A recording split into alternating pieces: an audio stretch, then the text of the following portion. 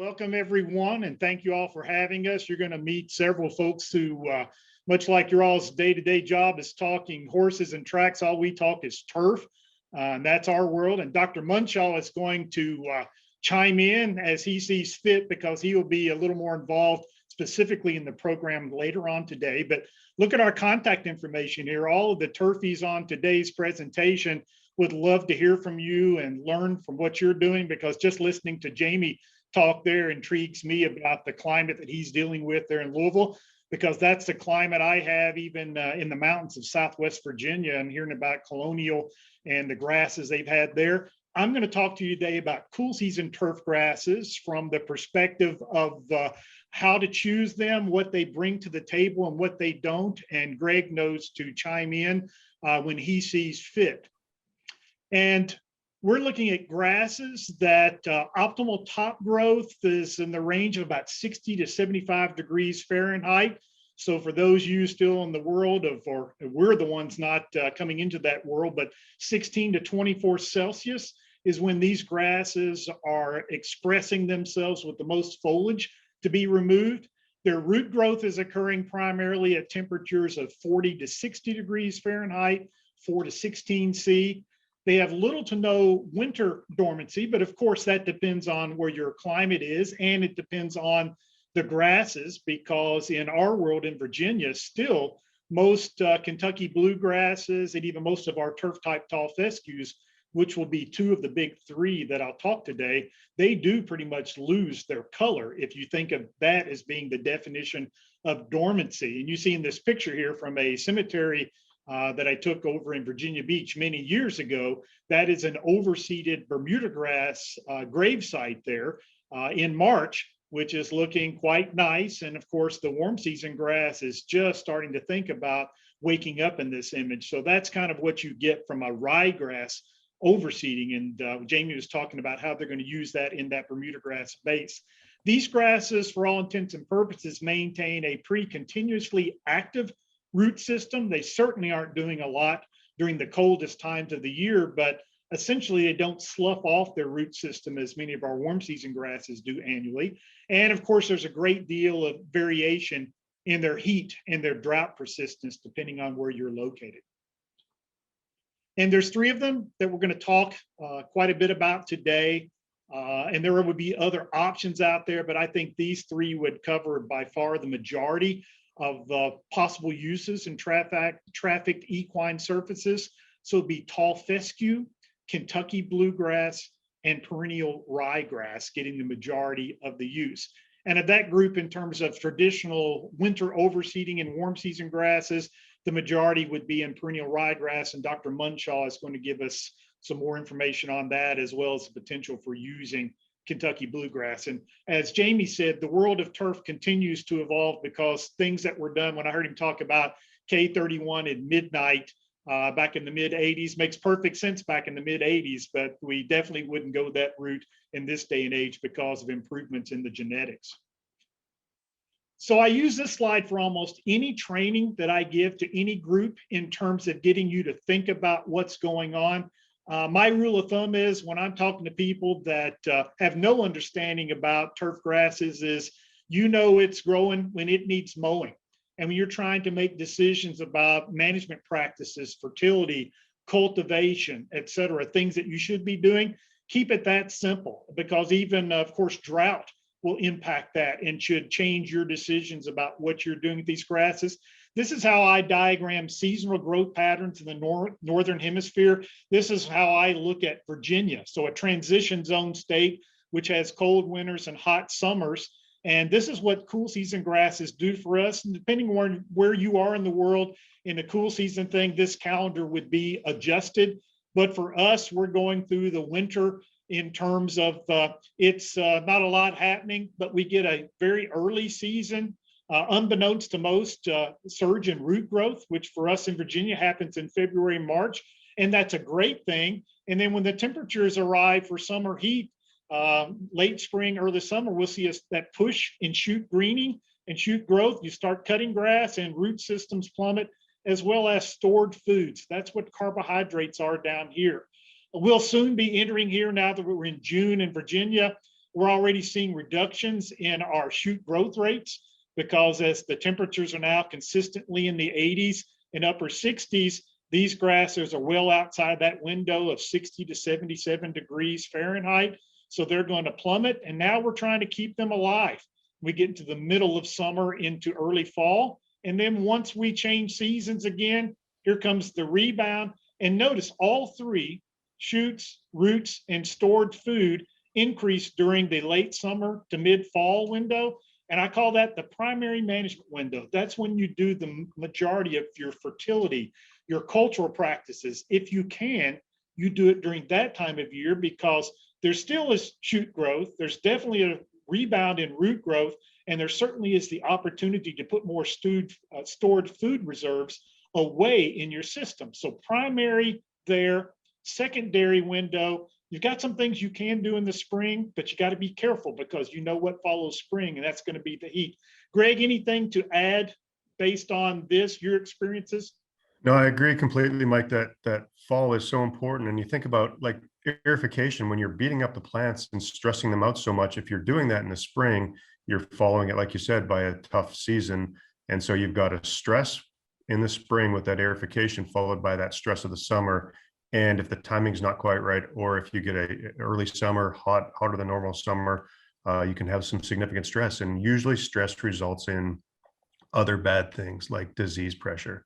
So yeah, I agree completely that fall timing is so important on our cool season grasses. And for those of you all, again, you're managing working around meet schedules. Since we understand nothing fits this. This is ideal world. And sometimes you have to do things outside the ideal world. Matter of fact, most of the time. But think about, there would be cultural management strategies in terms of things, some tools you could use in aeration that maybe would not be as extreme as going out there and punching and pulling and tearing. And you've got to choose that type of machinery, that type of technology appropriately for what this grass plant is going through, because this is what the plant is responding to. This is pretty much out of your control. So those will be things we'll be talking about. So the grasses, here's tall fescue, and tall fescues have probably had the biggest change between those grasses and Bermuda grass, which we'll hear about quite a bit more today. Those grasses have seen some of the biggest advancements in genetic improvements. So you see they've got a new scientific name, previously Festuca rundinacea. You see the new name there. Most of you have had turf classes or any type of forage or turf classes in the past probably recognize that older name, but we're looking at a plant that has definitely seen significant improvements in the last 20, 25 years. And with the arrival of what were termed turf type tall fescues pulled us away from that Kentucky 31, those forage type grasses, which still receive significant use in the world of turf, but not necessarily because they're recommended. So these grasses are basically bunch type cultivars. And one of the biggest changes is how well they now match up in terms of texture with Kentucky bluegrasses, because back in the day where Jamie was talking about K31 and Midnight, that was the earliest generations of turf types coming on there in the mid to late 80s. And that was the first opportunity that we had to introduce these two grasses together, because without that, what you would see is in this top picture, you get a clump grass forming in a finer textured grass. And this was something we're trying to stay away from, especially for sporting activities, because that is a footing issue, much less it looks bad. So and a lime green grass in a dark green grass. Dark green grass, yes. And so it stands out like a sore thumb. And when you talk to people about quality turf, I appreciate that Jamie said safety, because in my world, working a lot with athletic field managers, that's my number one priority. That's going to be yours as well.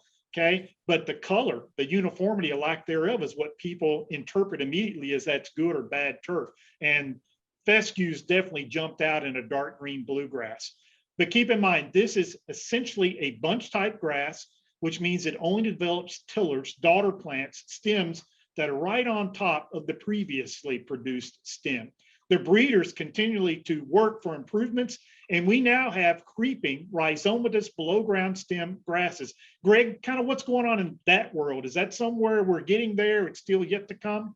It's getting better. I wouldn't say any of the marketing that you're seeing on these spreading fescues, take everything with a grain of salt.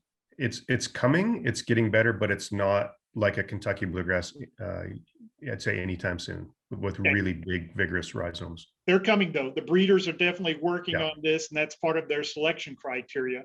This grass is very stiff bladed, very upright growing. And you see that bottom picture, it requires a very sharp mower blade. Any grass needs to be cut with a sharp blade, but this is one in which if it gets clipped with a dull blade, it's going to turn brown. It's going to look terrible. It also reduces the health of that plant. And it would have what I would term the highest recommended mowing height of these cool season grasses. Not likely a factor that's going to affect you for most of your equine uses, because they're going to be mowed quite taller than managed traditional home lawn, athletic field, golf turf would be. But this is a grass that is not one to be shaved down to an inch or less than an inch in terms of cutting height. But even that is being challenged now with the release of new varieties. So a little bit more about its description, adaptation, and use. In terms of soil conditions, tall fescues are probably one of the best adapted to a wide range of them. So you name it, wet, dry, acid, alkaline. If it's not extreme, it typically does pretty well. It hangs in there in the heat and the drought because of what we term drought avoidance. It has a very deep root system compared to the other grasses, so it's able to extract water from deeper in the soil profile. Moderate to poor cold tolerance, but again, over the last couple of decades, this continues to change. When I was coming through grad school back in the mid 80s, it was unheard of to be growing fescues pretty much anywhere in the northeastern or upper Midwestern United States. And now these things are regularly, or at least expanding in their use potential there. And they're being recommended by northern universities. Yeah, and that was not the case prior. So these grasses have excellent spring greening characteristics, so they're going to give you a jump in the spring. And you've got lots of choices out there. Sod producers that might sell you something that's called tall fescue sod do ask questions, because many times here in Virginia, when people tell me they're selling tall fescue, what they're actually selling you is something that's either 90-10 or 85-15% by weight of mixtures with Kentucky bluegrass. And also another very common sense thing to request when you're talking about sod and purchases, that this would not work in your world, is much of the sod is netted, because that's the quickest product that a sod producer can move to market. And of course, that's not going to fit well with an equine surface. But do ask questions about this. And there's nothing at all wrong with that bluegrass being in there. It's very common these days. It brings the advantages of bluegrass to the table. But again, it's something that you probably want to know in terms of a question to ask. And then the cultural intensity.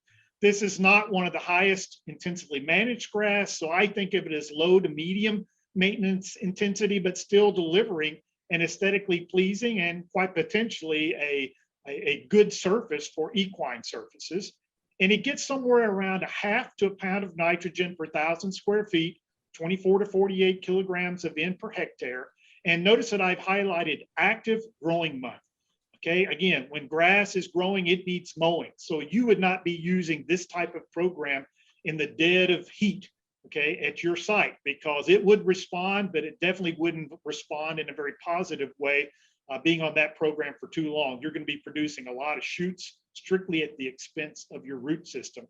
Your turf type tall fescue cultivars do respond to higher maintenance levels of nutrition. Your particular problems, brown patch and gray leaf spot, are the two diseases which, under more intensively managed and especially mismanaged nitrogen fertilizer or irrigation, can become really serious problems that might warrant that you would make some type of a fungicide application somewhere in that program. And these grasses, since they don't produce lateral stems to speak of, they have very little to no thatching tendency. Gregg, any last things to add about tall fescue before I move on to bluegrass? Just on brown patch, usually we see more brown patch pressure with taller heights of cut, and so that's obviously something that we're going to see on racetracks, and so it'd be something to look out for if you're growing tall fescue. And that's what you're seeing in that picture there on the screen. That is a brown patch infestation, and most of the time the grass will recuperate. But of course, that certainly doesn't look good. And if it is reaching the point where you're losing grass, then you need to address that prior to losing the grass. Okay, next is Kentucky bluegrass. And this image is showing one of the strengths of bluegrass, and that is this stem. This is a rhizome, okay, and you see small ones. This one's quite large. Okay, this plant, much finer textured than the majority of our tall fescues, but again, they now are matching up quite well. But the reason people would use bluegrass for most sporting event type of activities where it's adapted would be to take advantage of the recuperative potential that we see with that stem. So its description, adaptation, and use. Fine to medium textured, very prominently folded. That's an identification feature. It's got a really strong, prominent mid vein. Okay. It has relatively short rhizomes. You see there 3, 4, 5 inches typically is, you know, what we'll find here in Virginia, but it still is an aggressive creeper. And again, good or bad, the good part is that means it has a lot of recuperative potential. The bad part is stems are the primary contributor to thatch. So this is a grassing system that's going to develop this layer of non-decomposed stems, which accumulates just at the surface of your soil and in that turfgrass canopy. This will happen over time, especially the more aggressively that you manage that turf. And that picture you're seeing on the bottom is a nice 3/4, 1/2 inch thatch layer. And a little bit of thatch is actually quite desirable for bringing traffic to this system. Its cold hardiness as a species, exceptional. These grasses tend to go dormant during extreme summer environmental stress. So they essentially shut down and go into survival mode. And that's how they deal with that stress period. They're slower to come out of the spring, but again, this is somewhat dependent now on the cultivar, the variety, because we're seeing huge advances in spring greening of grasses that are just coming onto the market. Okay. And it responds to aggressive management. This one, more so than tall fescue, really does. It almost needs those types of programs. It needs supplemental irrigation. It has more insect pressure from things such as the white grub, typically even from things like fall armyworm, things along that line. And its disease, primary disease of importance here where I live in Virginia, is one called summer patch, which actually infects in mid to late spring. But since it attacks the root system, the damage shows up a little bit later on. So many times you don't know this has happened, and then it occurs, and that's not good. Many people will go ahead and treat preventatively to ensure this does not occur if they have a history. This is a slower to germinate grass than the others, but again, it offers such good recuperative potential that makes it a very prominent grass for this use. Lots and lots of seed sources available. Blends of Kentucky bluegrass that were seeded in terms of sod are available in areas of adaptation. And again, remember that it is mixed with turf type tall fescue in more transition zones / warmer climates. Okay, Greg, I'm going to pause and see anything that you can add regarding Kentucky bluegrass, because you'll be talking a little bit more about that. Yeah, just an excellent all-around grass for the northern climate, and the grass that you're going to see on all sporting surfaces in the north, including woodbine in Ontario. And the breeders are working on this one intensively as well, where they're putting some more heat tolerance into it. So we're seeing it in more southern locations, even as far down as Atlanta. Yeah, and it's certainly performing well in those areas. So as Greg says, again, the breeders watch the pendulum swings back and forth, and now we're seeing more cool season grasses easing back down into the southern climates, where 10, 15 years ago, it was warm season grasses migrating north. So again, keep up with what's going on out there. You'll see some changes. The last of the big three, perennial ryegrass. This picture is showing it in its clump habit, its growth habit. This is not a creeper, but again, in that second bullet there, breeders are working on creeping cultivars. So much like you're seeing in the world of tall fescues, there are going to continue to be advances made with these grasses, that they're going to have lateral stems.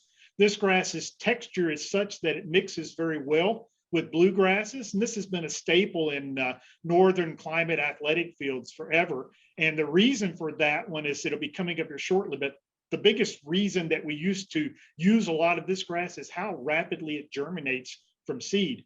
This is not a grass that is noted for extremes in environment. So if it's super hot, super cold, very dry, Again, breeders continue to make improvements. These things are seen in our field trials when they go through these types of periods, but this is a grass that probably has the most stress, concerns from either pest or environment out of these big three that we talked about today. Its maintenance requirements is much like bluegrass. It's a higher input grass in about the half pound to 1 pound of N per thousand per active growing month. And it does require supplemental irrigation to keep it going. Lots and lots of seed sources are available. It is a very limited offering grass in terms of sod production. So there's the comment about the germination rate. It's the most rapid seed germination of our major grasses. Again, improvements in all of these species have occurred, but forever, that's been one of the biggest reasons to choose perennial ryegrass is how fast it comes up. And as a mature plant, it actually has very strong, excellent wear tolerance. As an immature, any of them are going to not hold up to the wear and tear of heavy traffic, especially from an equine situation. But as a mature plant, this one has excellent wear tolerance. It has been our standard for winter overseeding of Bermuda grass for many years, and its mowing quality, it's always going to be noted for its striping effect, very high quality visually speaking. Greg, what can you add about perennial ryegrass for me? So it's kind of the grass that I love to hate. It's a beautiful grass, and like Dr. Goatley just said, it stripes up really pretty when it's mature. But it tends to get just beat up by anything and everything. And so if you get it under any sort of heat stress whatsoever or cold stress up in the north, it's not going to do well. But it hides a lot of sins, and because of that quick germination, you can fill in some spots really quickly with this grass, but you may be paying for those consequences of putting it in later on.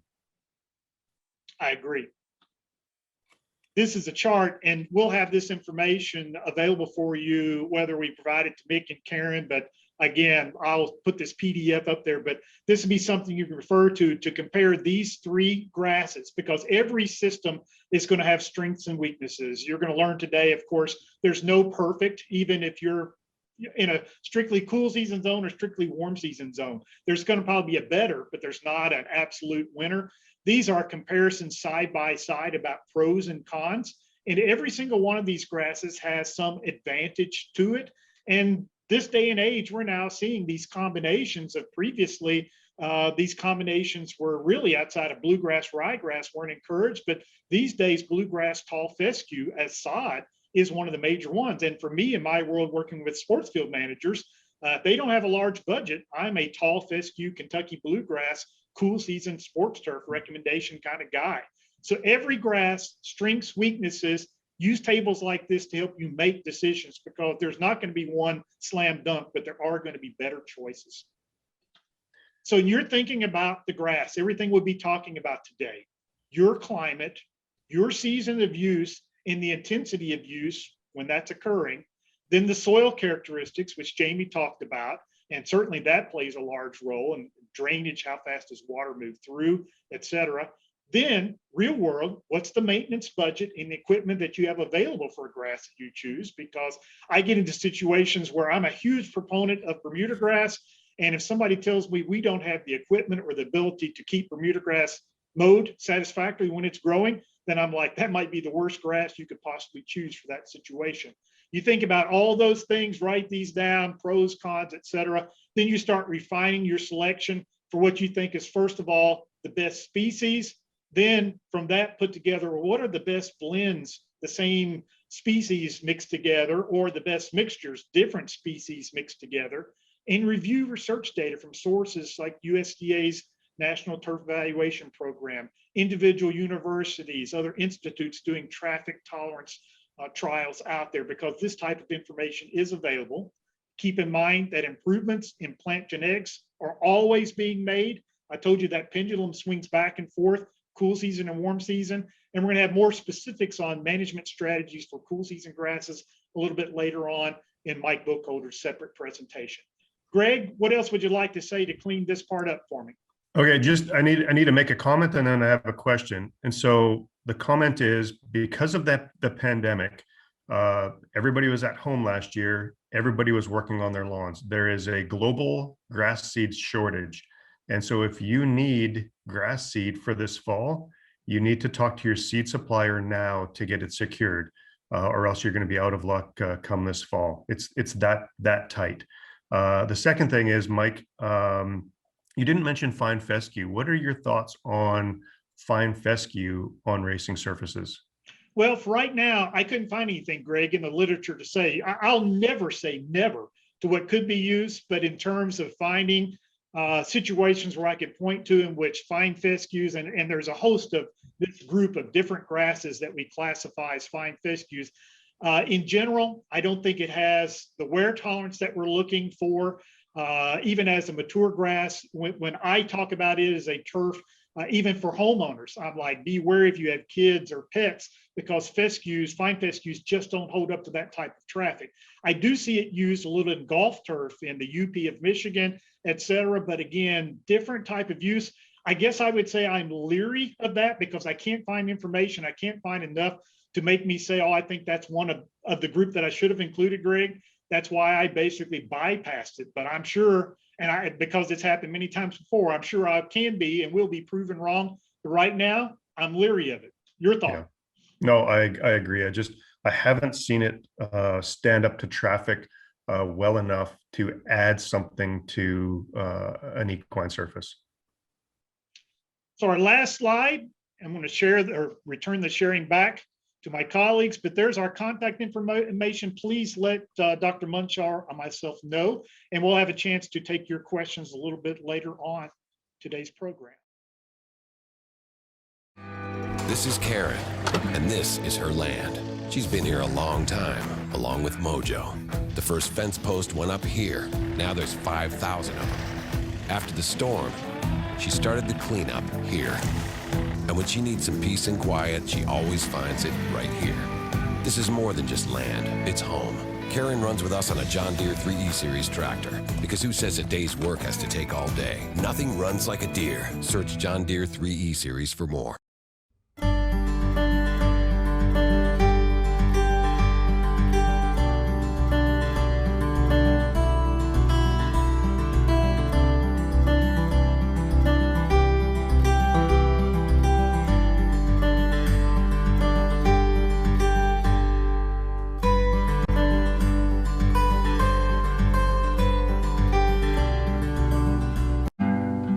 Being a teenager and in high school and middle school is not easy for girls these days. And they get to come here, spend time working around the farm, spend time with the animals, and not feel that pressure until we go to horse shows. The first time I saw this land, I was about 12 years old. I came here with an old mentor. I fell in love with it as a little girl, and I said I was gonna own it one day. My mother, when I was 4 years old, put me on a little pony walking around the zoo. That was it for me. Love at first sight. Like any kid, when I was younger, I wanted to compete more in the Olympics and go Grand Prix and do things like that. But I put that all on the side and realized I had a different agenda in life. I've taught about 800 kids in this area. A typical day starts early in the morning with feeding the horses. Then usually we clean stalls. This is a daily chore, sometimes twice a day. I'm always on the tractor, mowing, spreading things around, you name it. This is a John Deere 3025P.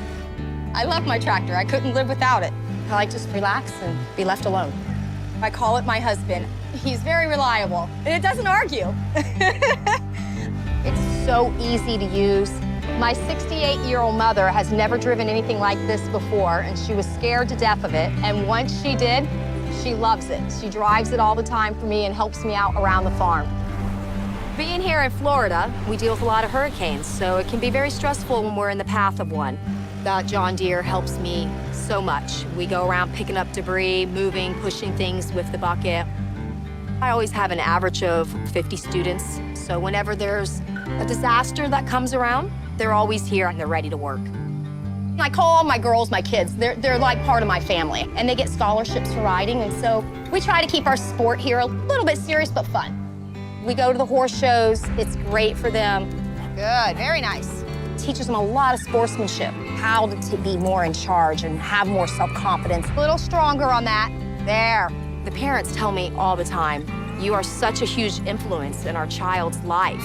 I love to share my experience with these girls and be able to steer them in a better path. Everybody always asks me, how do you keep doing this? I say, just the sheer passion of it. What am I gonna do? Get a condo on the beach somewhere? I'm happier here. I'm Karen Neese, and this is my land.